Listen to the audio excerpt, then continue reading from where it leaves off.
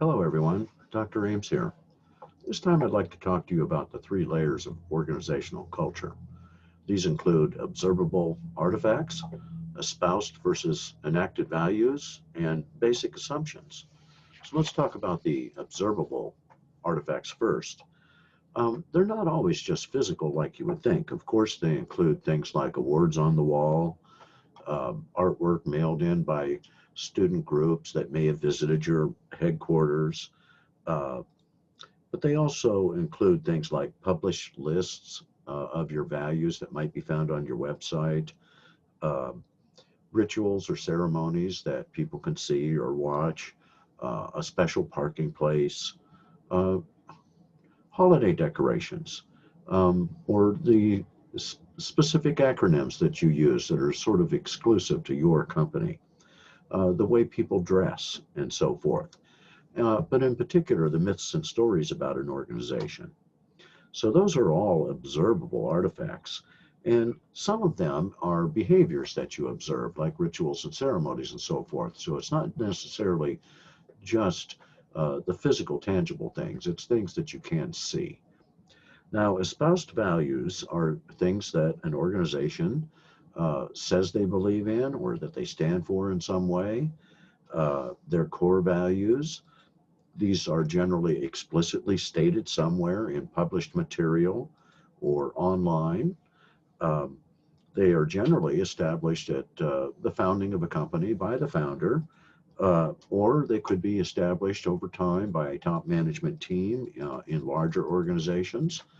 Um, they really can be so many things, espoused values. Here are some examples: people first, customers, quality, shareholders, ethical sourcing.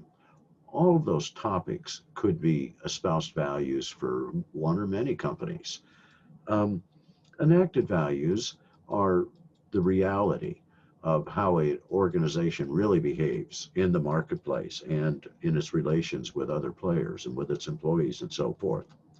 So, enacted values are the values and norms that are actually exhibited as employee behavior. This is the reality of how things are in an average day. Those are our enacted values.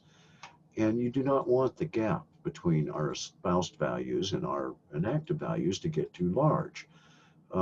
In the public's mind, they will see this difference, this inconsistency, and it can hurt your reputation and it can hurt your brand image over time.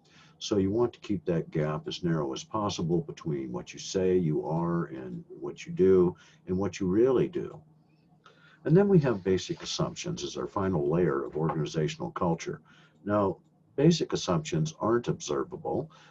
They are values, underlying values generally, that have existed in an organization over time, and they are ingrained.